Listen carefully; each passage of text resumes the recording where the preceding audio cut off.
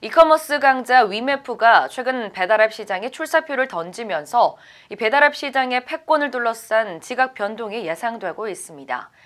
특히 요기요를 운영하는 딜리버리 히어로 코리아가 이 배달앱 시장 1위 탈환을 위해 1,000억 원가량의 마케팅비를 쏟아붓겠다고 밝혔는데요. 이 소셜 유통 3대 강자의 진검승부는 불가피할 전망입니다. 자세한 이야기 임상재 기자와 나눠보도록 하겠습니다. 안녕하세요. 안녕하십니까. 네, 최근 위메프가 이 배달앱 시장에 본격적으로 진출하겠다라고 밝혔는데요. 네, 그렇습니다. 최근 위메프는 오토 서비스를 통해서 국내 배달앱 시장에 진출하겠다고 선언했습니다.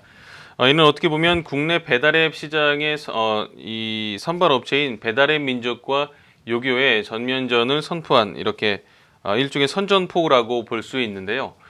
우리나라 배달앱 시장은 배달앱 민족과 배민 라이더스 등을 운영하는 우한 형제들이 약 60%를 장악하고 있고 딜리버리 히어로 코리아가 약 40%를 차지하고 있어서 1, 2위가 압도적인 점유율을 보이고 있습니다. 한편 쿠팡도 조만간 배달앱 시장 공략을 위해서 다양한 프로그램을 선보일 예정인데요. 앞서 지난해 11월 쿠팡은 배달앱 쿠팡 이츠를 준비 중이라고 밝힌 바 있습니다. 네, 이 배달앱 민족이 전체 배달앱 시장의 약 60%, 그리고 이 딜리버리 히어로 코리아가 약 40%를 차지하고 있다고 언급하셨는데요. 1, 2위 회사의 경쟁이 우선 만만치는 않을 것 같습니다. 네, 우선 딜리버리 히어로 코리아 강신봉 대표는 지난달 27일 서울 서초동 본사에서 기자 간담회를 열고 이 국내 배달앱 시장 1위 탈환을 위해서 마케팅에만 1,000억 원 이상을 투입하고 레스토랑 네트워크를 현재 6만 개에서 10만 개로 늘릴 것이라고 밝혔습니다. 또한 1인 가구를 겨냥한 프리미엄 배달 서비스를 강화하겠다고 덧붙였는데요. 강 대표는 전국 레스토랑을 입점시키기 위해서 세일즈 담당 직원을 100명에서 300명 이상으로 늘렸다면서 올해 안에 10만 개까지 입점 레스토랑 수를 늘릴 수 있을 것이라고 이렇게 장담했습니다.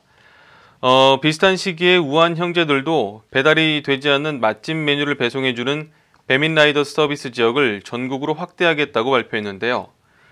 서울과 수도권에서 경쟁하던 1, 2위 업체가 나란히 전국 서비스 확대를 선언하면서 올해 배달앱 시장에서 치열한 경쟁 구도가 될 것이라는 분석이 나오고 있습니다. 네, 자 그렇다면 이렇게 경쟁이 치열한 분야에 이커머스 업체들이 뛰어들려고 하는 이유가 있을 것 같습니다. 그 이유는 뭔가요?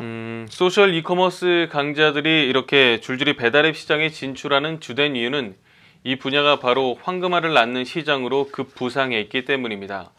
이 공정거래위원회 조사에 따르면 국내 배달음식 시장 규모는 2017년 약 15조 원에서 지난해 20조 원까지 커졌는데요.